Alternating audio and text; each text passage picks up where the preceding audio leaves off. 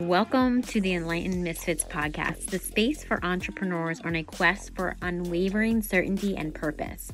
I'm your host, Lauren, and each episode is a compass guiding you through authentic conversations, unraveling the mysteries of your human design chart, and offering tools from the remarkable guest. Join me as we embark on a journey to manifest greatness and create a life aligned with our deepest purpose.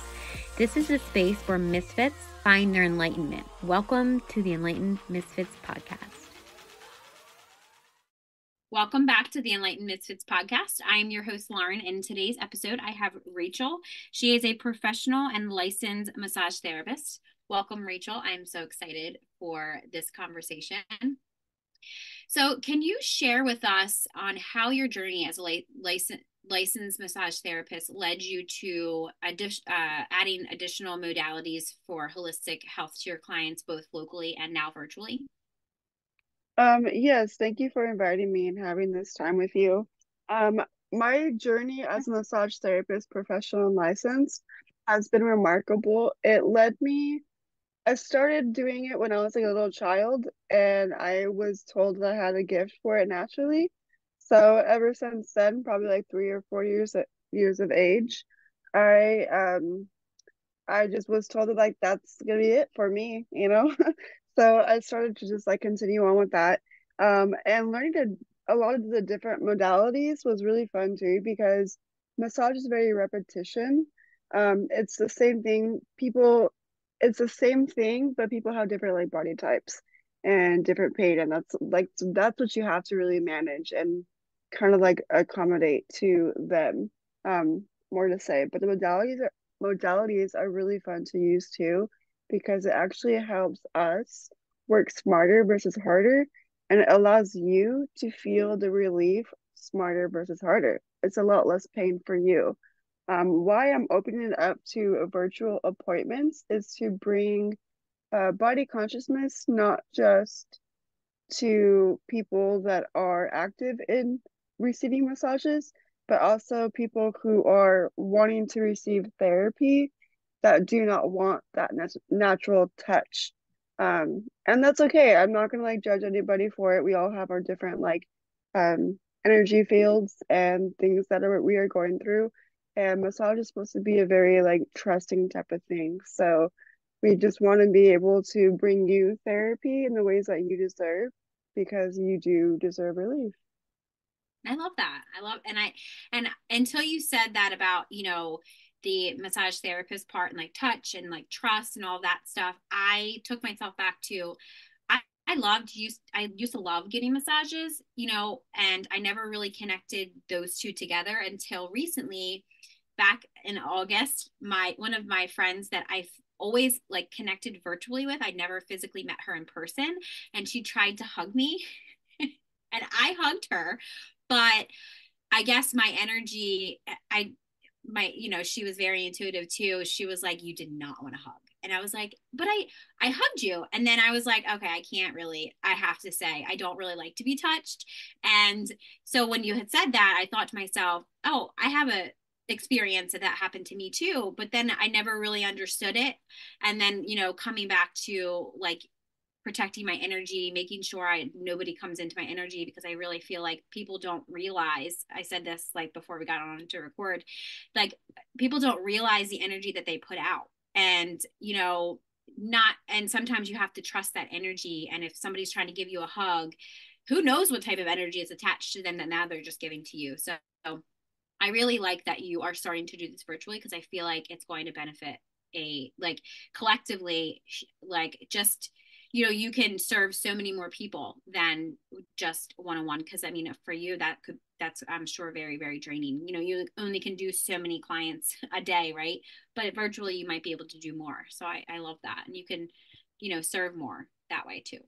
Yeah, I'm excited for that. I can't wait. I'm getting chills talking about it. that means it's supposed to happen. Yes, yes. I've also been manifesting to have peace become my income, right?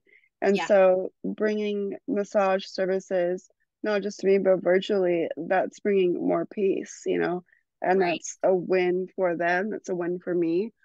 I mean, if money didn't really matter, I wouldn't really care to even have money. Like I just think that it would be really fun to do because it's a matter of people wanting to experience their trust and their love for themselves. And Right. maintenance is such a huge thing because massage is just not a physical thing. It's a mental, emotional, it's a spiritual and soul nourishment that you need. It's filling your cup up before you fill up others too.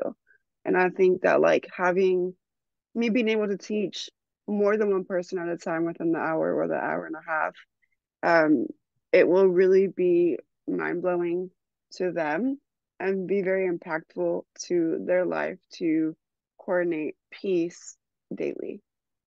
Yes, yes, because I mean, and especially it don't doesn't matter when we're recording this. It does. Everybody needs, like when I ask people what peace feels like to them, they can't put it in words because the peace that the collective or society tells us that we should feel is not the is not the peace that is like real peace. Like, you know, Yeah. especially I said this, I must have said this to my boyfriend or somebody else. I said, for people that grew up in chaos, peace actually feels like boredom. So boredom is not bad. I understand that there's in some perspectives boredom can lead to other things, but I'm not bored and I feel peaceful, but I'm also not in chaos either. But I know what that feels like because I, grew up in chaos. I mean, Mhm. that chaos energy, I shouldn't say it was complete chaos, but I have like trauma around that and sexual trauma and all that stuff, and I feel like that all time emotional trauma, all that ties into all of that.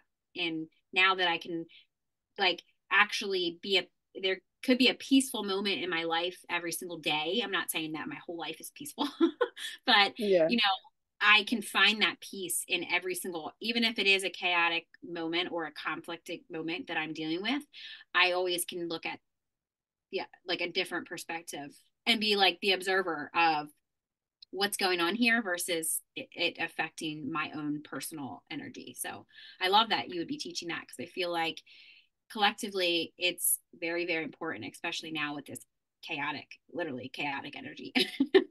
All Yes. the things going on in the world. Yeah. Yeah. I love that. Thank you. So, so your approach seems to be very positive spiritually and like for accountability. What are some of these elements that shape your therapy sessions and the outcomes that some of your clients have experienced? So, um, I've worked in three different states, and it's helped me learn that they're everybody's different, right? I've mentioned that, but I'm saying like everybody is different in the state, the origin of what that state brings. So what was your question one more time before I digress? Sure. So your approach, I said your approach seems to be like centered around positivity, spirituality, and like accountability. So how do these elements shape your therapy sessions and the outcomes that your clients experience? So yeah, so I have worked in a lot of different states, three to be specific, and what allows them to have the therapy that I give and the investment of it is the trust more so because I let them know like, hey, I've been doing this for a long time. I don't work harder versus smarter. I work smarter for you and for me because it is a lot of manual therapy and body positioning. They call it body mechanics when we're in session. A lot of my clients have had emotional releases, have had mental releases. And what that portrays is your body holds emotions. I'm actually reading a book right now called The Emotion Code, but your body holds emotions. And through massage and through the tension, those stressful situations, the trauma, any of the emotions that you've had before you were born are held with you and you have to figure out how to release that and we are an aid for that. So they do trust me because of my longevity of my career. They trust me because I love educating myself continuously. Like I just researched and watched a few training videos. um I watched the the foot reflexology, the Ayurvedic, holistic and philosophy, and the chakra systems. I knew a little bit about the chakra systems, but it kind of opened up my eyes to figuring out like how do I just work the foot without working the body if they feel more comfortable with the foot, you know? Right. So it's adapting to a lot of different things for them, but they entrust me because of my investment in education in the human body. I don't just want to just solve one thing for them. I want to solve A through Z for them, you know, like Right. if I can't release your shoulders, let me go to the feet. I'll fix it there. Or having it be multiple times of outpatient. So usually in a massage, it's anywhere from like 5 to 15 minutes on a section, depending on the focus areas and what they want emphasis on. Um, but usually like you time manage that. And so if something's not right in their shoulders, then I'm gonna figure out how to work on the hip to release the shoulder, or how to release the shoulder by working on the pec or the neck, or like all these different things. And like if I can't figure out in that one session, I tell them, I'm gonna do this research for you. I'm gonna go hit the books for a little bit, maybe like for a full day, half day, or whatever. But that's that part of them trusting me to get to what I need to solve for them.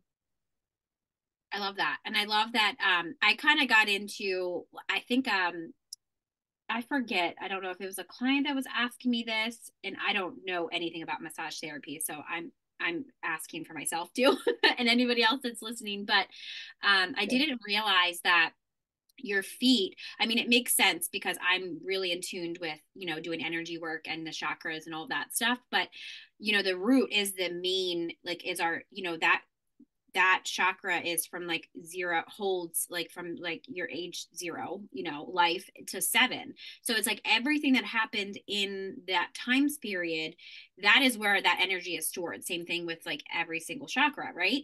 So I was like taking myself back to like my inner child and like inner child stuff, and I was like, wow, the same thing happened with your sacral. That is your sex organs. If you have sexual trauma, if all of your emotional stuff, it sits there. So your hips are going to hurt, and I'm like, why are my hips constantly hurting?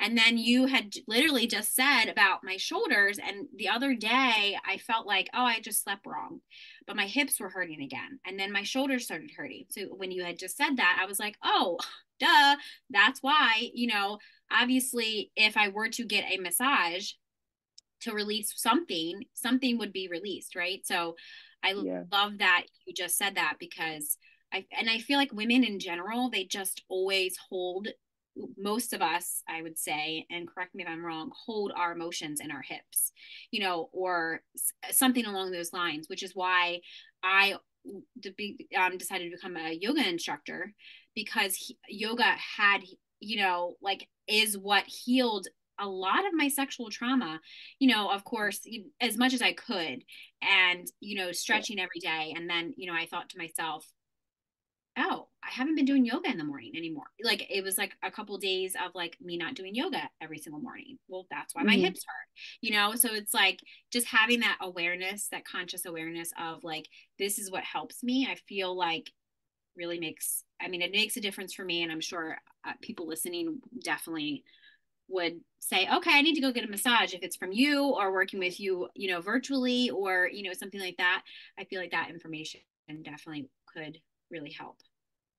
You would be my first client virtually. Yeah, So yeah. I'm excited for that. But yeah, it really is.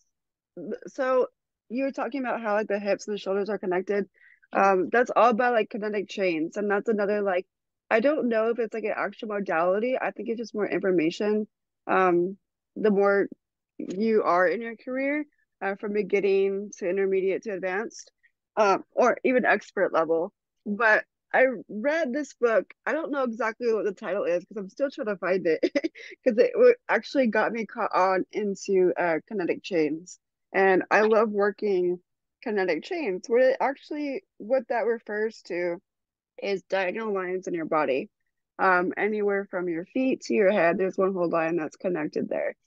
So it's kind of like inner webs, inner lines that you have that you can actually like release a little bit more on because your body needs to move. If your body does not move, you're not breathing. Your muscles are not breathing. You're not getting proper blood flow. That's what um, makes areas on your body, aside from the emotional storage that we carry, that's what holds that pain, that tenderness. And when your muscles are tender, vulnerable, inflamed, that's what tells you go do something about it. Go stretch, go hydrate more, go eat something super healthy, go get more sun, go do something that's going to actually help um, bring blood flow to that area because it's not. You don't want to you don't want to touch the area, but like you also do need to touch the area because it's a matter of like bringing that blood flow back. And I Right. think that's the difference between people. Um, a lot of people that don't know that, and I'm like, you have two different forms of breathability. Your organs for your body need to breathe, but your muscles need to breathe through the blood vessels. I was going to say, I think you just taught me that because I mean, it makes sense that you say that, but I realized that lately I haven't been moving my body as much. And I felt like I always say this, like, I feel like just my stress, I usually hold it in my shoulders. So it's like, I know there's just certain, like, in my life that there's been stressful situations that I can just feel it in my shoulders. And I have not been doing my yoga, like moving my body. I mean, obviously I've been moving, but I, it's yoga that helps me release that stuff. I mean, a massage too. You know, but it's really quick. Like I could just stretch doing yoga or something like that because, um, you know, and I'm not going to call myself a yoga expert. I just started doing, I mean, I am a certified yoga instructor, but, I just started doing yoga because I, wanted to, I was online and I was like, oh, if you do this yoga pose, you can do this and you can come in alignment and you do all this stuff. And I was like, wow, I didn't realize how like healing yoga could be just every day, like even 5 minutes, like even stretching for 5 minutes. I didn't realize how, if you continue to do it's a huge difference from not moving at all.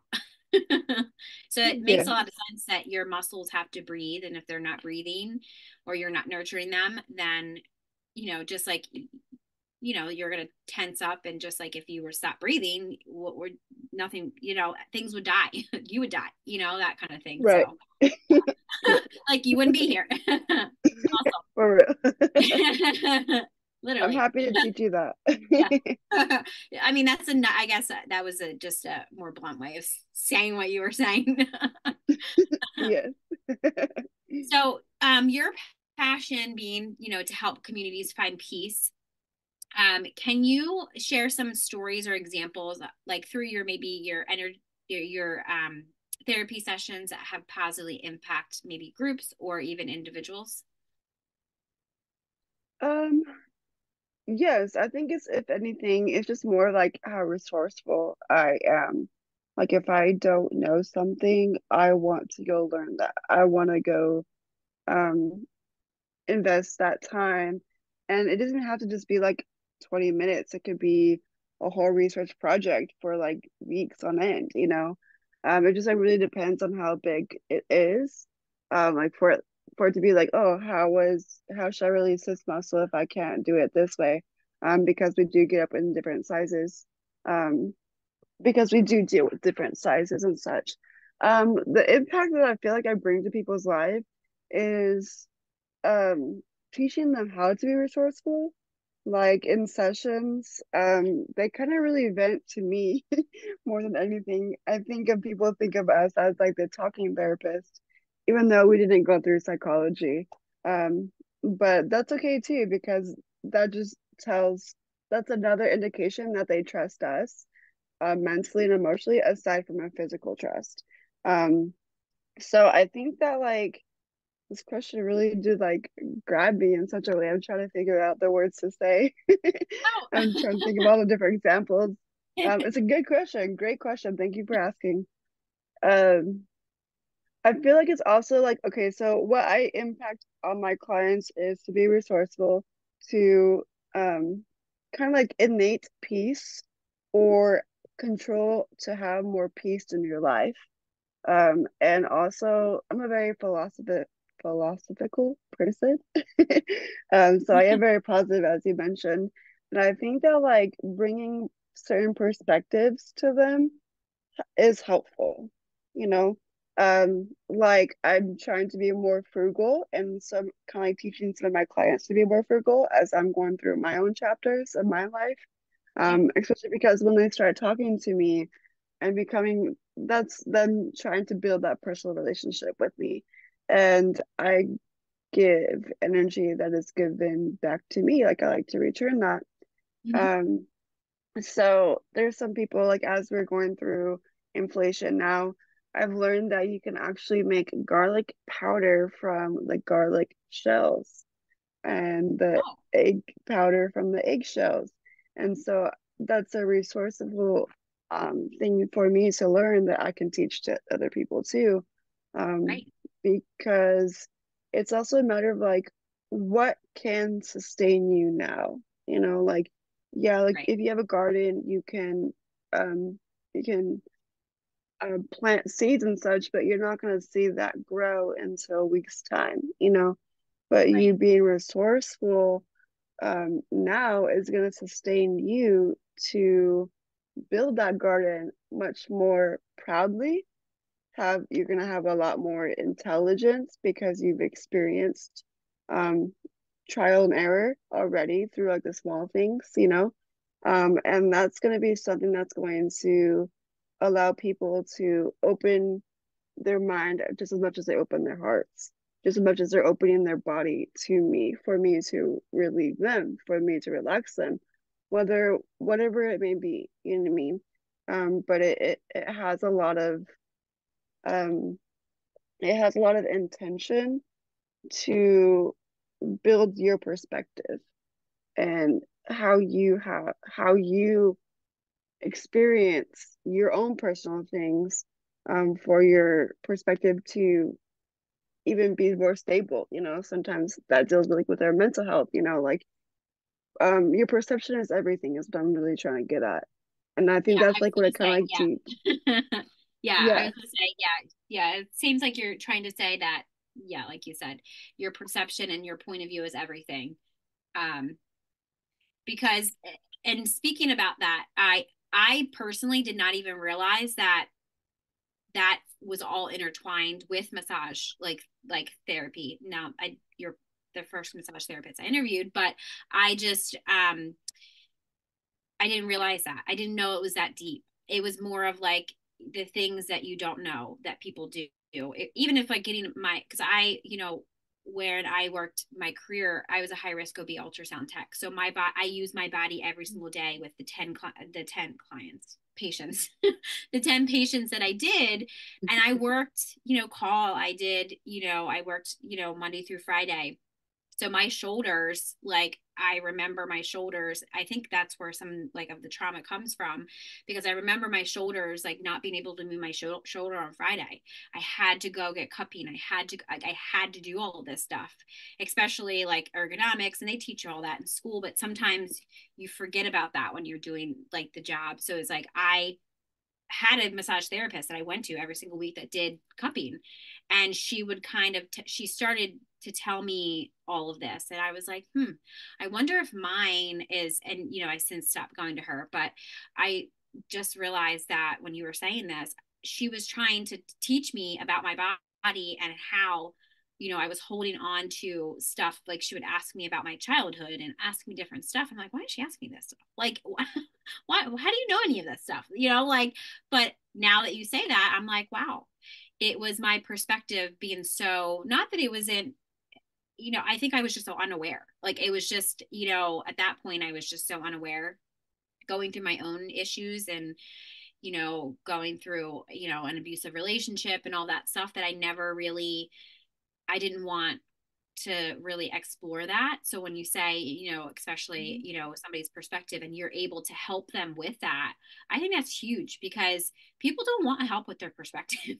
Like the average Mhm. person does not want help with that. And I feel like, just knowing the energy, like, I don't know if you know much about human design, but when, the energy about your own energy and how you're supposed to respond to people, how you're supposed to like, make decisions and all that stuff, and just about your own energy and chakras and astrology and all that stuff, that it all plays in together. And the awareness that you can learn about yourself, you also can learn about other people. And it's just mind blowing how the average person is so unaware. Like, I wish I could help everybody become aware, but it's like, Hmm. I can't, because again, they don't want to. If they don't give you that permission, they have free will, like, to not be aware. But I feel like to Yeah. bring people, I think I should give more credit to society, though, a little bit, that I feel like more people are wanting to become aware of what's going on because of what's going on,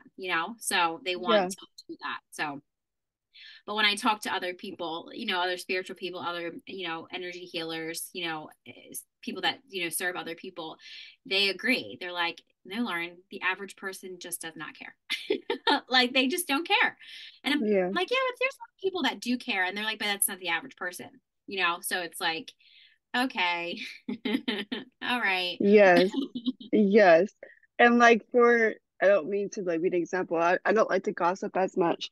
But one of my coworkers the other day was just like talking about something, and this answer just a perception just made me realize that like her perception's not in a healthy state. Like Yeah. you're not there because it really is.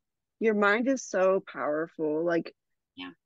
from being so conscious and having like a spiritual journey from everything that has happened and not in my life and like other people's lives as well, Yeah. it really is an understanding that like your perception really is key. Your mind is mind over matter, like you can do whatever you want to do, but how does your mind tell you that? Like, is it your inner voice telling you that you can't? And if it is telling you that you can't, squash it. You don't need to listen to that. That's not your demon that's going to move you forward. That's not something that's going to propel you, that's going to hold you back. Yeah. You have the key to unlock this gate. You haven't lost the key. Are you gonna open it or are you gonna keep it closed or are you gonna stare at it? Like what are you gonna do with this key? And like that's the most important thing because like a lot of people they like to have control, inner control, things that are Yeah. external you can't really have. But things Yeah. of like internal control is what people do want to have. And you have that control for your perception of what you want your life to be. And it becomes so beautiful when you start realizing what your purpose really is, how you want to work for yourself and have your own business. Like some people may not be right for that, as what you were saying earlier. And Yeah. I totally agree. Like you have to be prepared for you to just as much as you need to take that next step, but also start something new too. You have to be ready for that. And every position in life or placement in life propels you to a different step that enables you to grow or not grow. Like, are you going to face this or you're not going to face it? Like the growth is really up to you and your perception. Yeah, I think, and I love that we're actually having this conversation, because I love consciousness. I love all point of view, because I remember past versions of myself that I can now relate to people that don't have that awareness, or maybe they're just not. I feel like my journey this last probably 5 years has been trying to understand why people are the way they are, and who they are, and why they are here. Like, I always want to know about people. I want to know what their story is. Well, I mean, in the realms of like their own boundaries. Like, they don't gotta tell me everything, but I am just very interested. I'm very curious. Like, I've always been like that. And now that I have a a place in my authority, or my, like, in society, that I have the ability to ask those questions.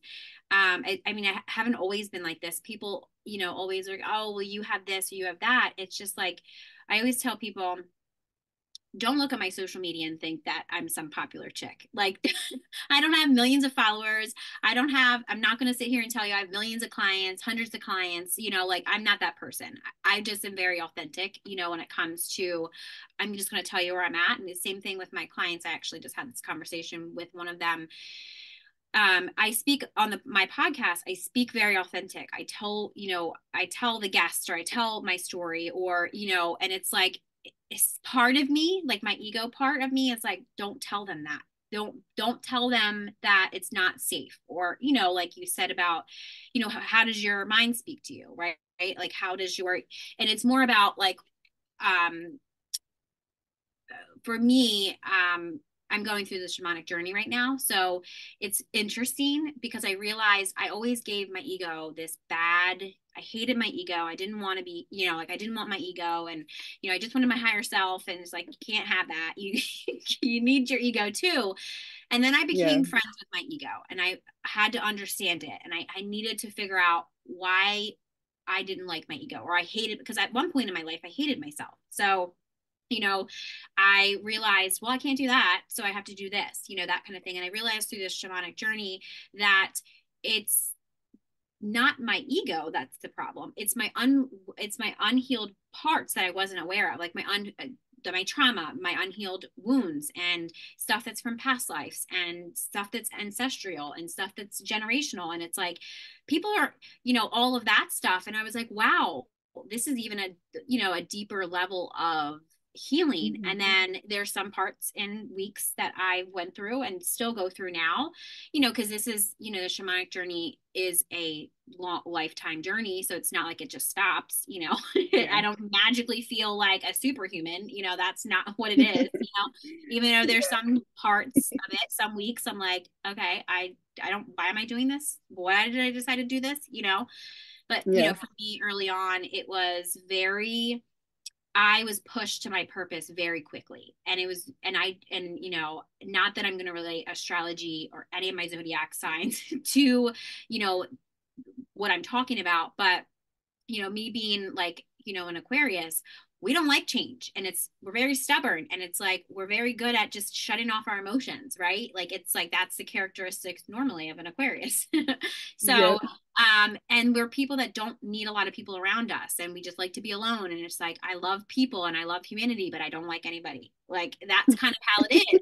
I have to be completely honest. I love humanity. I have such a deep, very huge burning passion for people, like just humanity in general, but I don't really like to be around people. So, Yeah. I mean, usually an Aquarius would understand that, and most people would understand that. And it's just because I know my purpose. And I feel like when people know their purpose here, and there's sometimes, some days, some weeks, some months, I'm like, what am I doing here? Like, do I really know anything? And I realized none of us here know really what we're doing. We're all just trying our best. So I have to always give myself grace.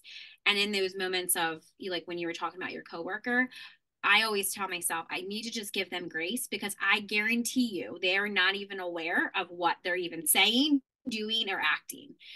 So I'm very good at making people aware, especially if it's projected towards me. I will make them very aware. So I will just speak up for myself. Now, I was never like that because I didn't like conflict or drama. So Hmm. I always just tell myself, oh, if I say something, that's going to create conflict. But then I realized throughout this journey, especially these last couple of years, that if I don't speak up for myself, they're going to treat me the way they want to be treated. And if I don't show them how to treat me, they're going to treat me like that, right? And Yes.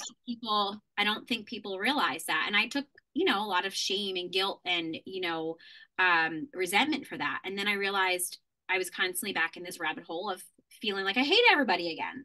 And then I'm like, I don't hate myself, but I hate everybody else. And it was like, I realized those patterns of what I was doing through a lot of, like you said, emotional work. I feel like, that's where it came up for me, especially um, just validating the point of you doing emotional work with your clients is huge because most people, I know my generation, you know, uh, like emotional regulation was not taught to us. So having a 4.5-year-old daughter, when I became a mom, I was like, how am I supposed to be a mom?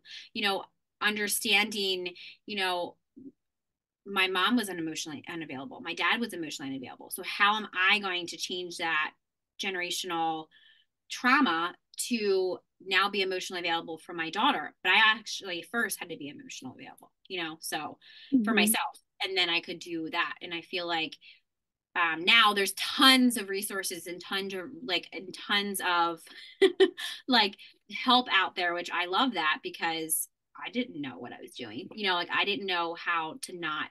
kind of drip that generational trauma, on my daughter, Yeah. subconsciously, not even realizing I was doing it. So I love, I love that you gave that example because I feel like somebody needed to hear it. I just went on a rant about that and somebody needed to hear it. Yeah. No, it's really important too because like finding that balance, Yeah.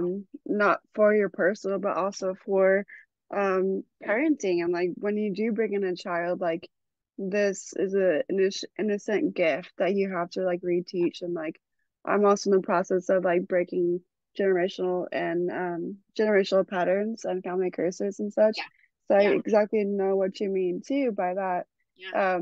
But having balance is such an important thing because it allows you to understand the bad and then also understand like what the good is too. So I and that's not just um for like how your body feels, it's of your mind. It's omni is everything about your well-being, and that's what we have to maintain day to day in order for us to be healthy. Yes.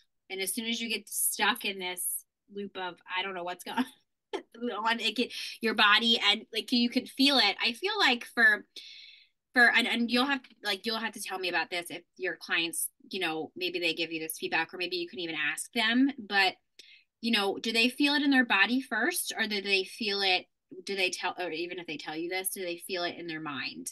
Like what do you think, or maybe if you know this, what do you think that they struggle with the most when if obviously you can feel it in their body, um Yeah. but when, and then I'm sure you ask them and talk to them about how they're feeling. Does it connect, like when they're what they're talking about, you feel it also in their body too, or is it the opposite? Um, I feel all of it, honestly. Like Yeah. I listen to the breath. Okay. Um, I listen to their breath more to see like how their body is really responding. Okay. Sometimes what they're thinking of, what they are thinking of actually kind of like diminishes the entire session within like the palpation and such. So Okay. if I feel like their body is resisting therapy, I just ask them take 3 deep breaths continuously, Okay. exhale and exhale, and then if it's hard for you to like take out from where you are thinking of, think Hmm. about what your paradise looks like.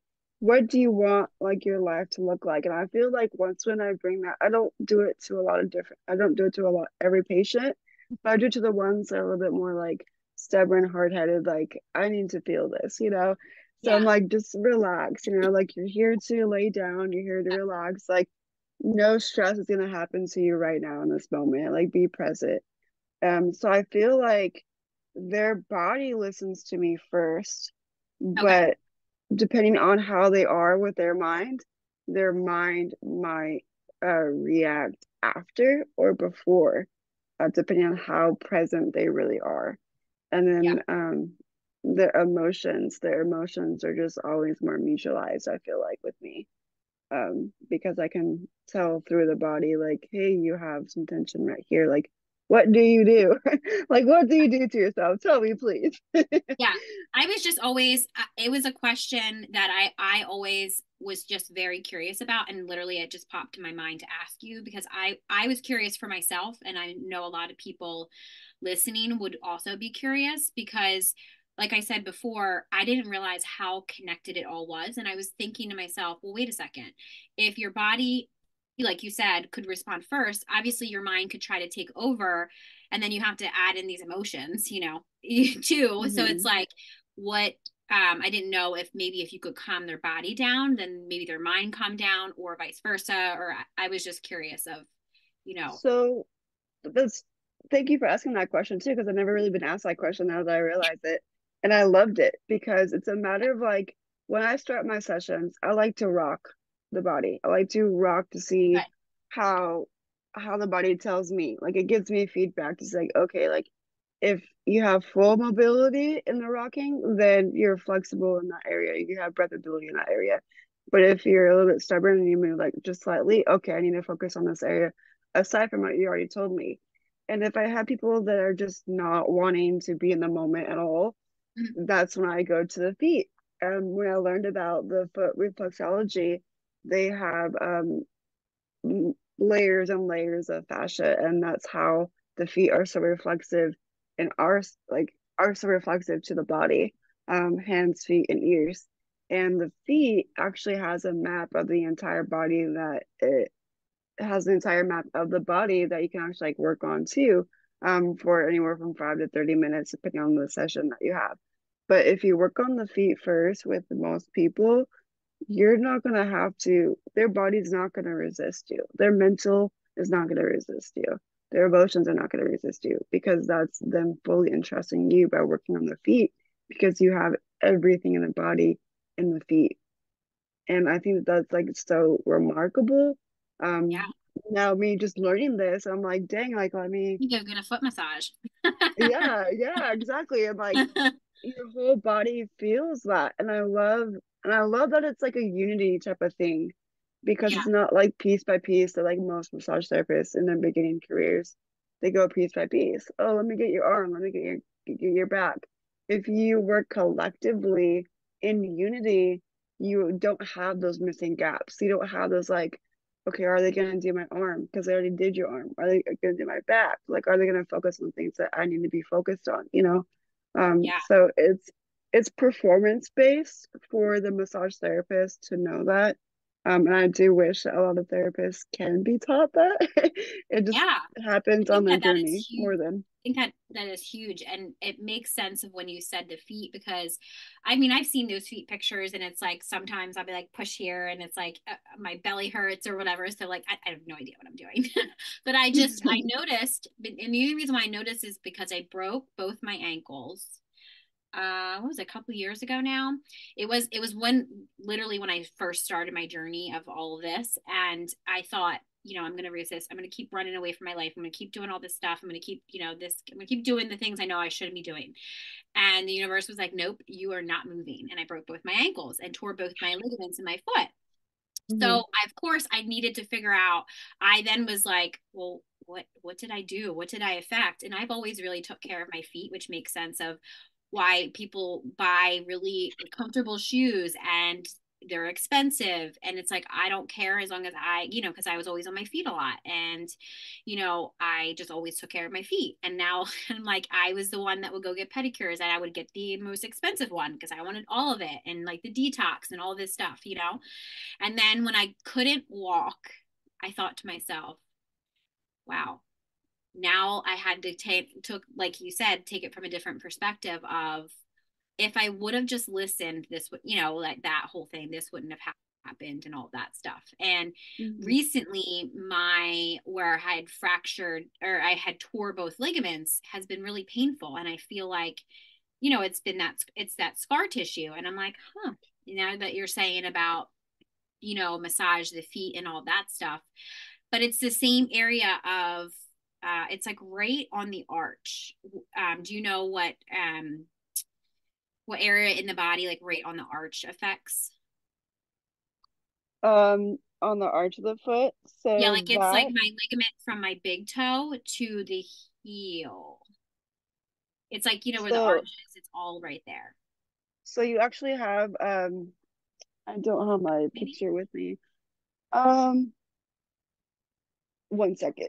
You don't have to get out. I was gonna say I was just curious because I have two big um um I'm a bubble. It I'm feels a like bubbles of like scar tissue, and then what I just noticed it recently. They for feel like sure. balls. Okay, so I believe that it is actually in the ridge. So in the when I say ridge, I mean the spine. Um, I'm trying to, okay, so this is like the only foot that we have on here right now. So here's the foot right through here. I'm a visual learner, so I wanted to like bring it to you. Oh yeah, yeah, Um, so we actually have, this is like the arch right here through here, if you were to be on the side. yeah. So you actually have your spinal cord is sacral all the way up to cervical. And Oh, that is one thing that is causing some pain that you're feeling. So it's not just like your spine, but it's also um your, I think it's not the heart and the spleen. I just learned this not too long ago. Let me give me one moment. I think I took a picture of it on my phone. If not, I took a picture on my camera on my laptop. Yeah, I didn't. Um, but I do know that it's in your spine. I'll have to look it up just to double make sure that I'm not giving you wrong information. Mhm. Um, but I know that it is one of like the two connections that has like a little line. I think it's Mhm. like to the stomach. On this, no, not the stomach. I think The you spleen said and something stomach. else. I think when I looked it up online, I think it was something with my stomach, but I've been dealing like I'm an emotional eater, so I keep constantly messing up my gut and I keep constantly like and then but my feet will hurt and like if or they'll get swollen or like something with my stomach will happen, like something will happen that I'm like, like because now I have to really focus on when I'm emotional, stop eating my emotions and like actually address the emotion versus using food for that. I feel like Mhm. I'm one of those people that constantly go up and down in my weight because it's either I can, when I'm really good, when I'm really happy, my body shows it. When I'm really kind of like, oh, going through a hard time, my body also shows it, So, but now I'm learning that I don't need to do that to my body still. Like, or again, I can just kind of deal with the emotion and like release it, like you said. But I was just curious because I'd noticed that my foot again was acting up, and then when I push on it, it has these two little ball. It's just scar tissue. I had it looked at. It was just a scar tissue from the way that my because it didn't complete like my I didn't need surgery on my Mhm. ligament, but it almost completely like snapped like like the rubber band, like the tension. Yeah. The way that it just healed and got in a ball. I don't know. It's weird. So if you're feeling pain on your foot, I'm gonna double check to reference that and I'll let you know. I'll send you a picture of what I have of what I learned. Oh, okay. But if you're feeling pain on your feet, just apply ice in those areas that you feel like the big balls are, Okay. around the scar tissue too, and that will kind of help reflex it, um, Oh, because that will go straight to the area that you're feeling it too. Um, oh, and that's one of my favorite modalities too, like in massage, is to do hydrotherapy. So it's cold applications, and I like cold applications because it actually restores the muscles. It hydrates your body as well, and it actually erases the inflammation that you have. It's kind of the same feeling that you go whenever you go into like a cold pool. or like You like the ice bath. Yeah, I was gonna say I've been doing yes. actually doing the ice baths again. I used to do them all the time, like for my nervous system and stuff, and it really did help with the inflammation in my body, and especially like the stuff that I've been eating too has really helped. I feel like a lot of people on this spiritual journey inflammation has been really bad for a lot of people, I feel like, and that is Hmm. like the stuff that we don't know what we're eating anymore. If it's not like if you're not growing it, who knows what's in it, that kind of thing. So Yeah. yeah, definitely, I definitely feel like that. I'll definitely do that, so thank you for You're very welcome. You're very welcome. that.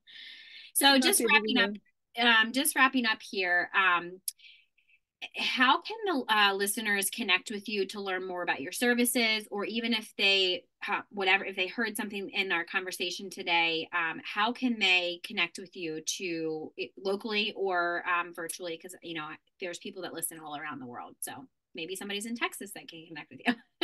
Yeah, so you can actually I'll give you my Facebook. Um my Facebook massage account is Azure Therapy Okay. Massage, Azure, therapy Therapy I'm gonna be rebranding it pretty soon to Soothie Now, so you're gonna see that. But you can Okay. also email me if you want to. Um, my personal email is rachietay19 at gmail.com. I would love to talk more about any questions that you may have because I love to talk and I love Me to too. just learn from other people. Yeah.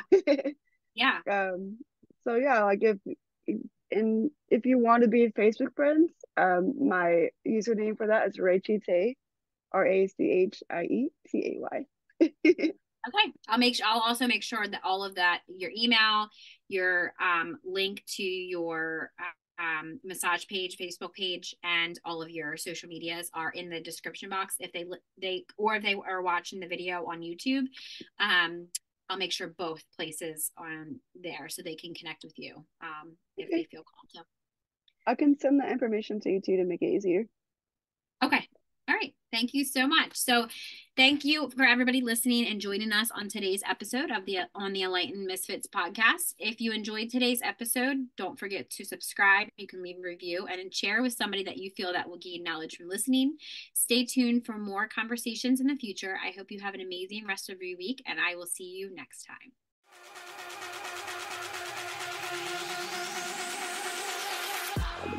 Thank you for joining us on another enlightening episode on the Enlightened Misfits podcast. If you are a current or inspiring to be fempreneur, suffering from the fear of being seen and or feel very triggered when you're building your business, reach out to me at The Mermaid Light about my Rich and Resilient Biz Baddies. This is a collective text message Voxer support group designed to help you heal your triggers and turn imposter syndrome into bad bitch energy. If you resonate with our conversations and insight, don't forget to subscribe, rate the show, and leave a review. Your feedback fuels our mission. Remember, your journey to unwavering certainty and purpose is ongoing. So please make sure you stay connected with us on social media. Keep manifesting greatness in your life. Until next time, this is Lauren from the Enlightened Misfits podcast. Stay enlightened, stay inspired, and keep manifesting your extraordinary path.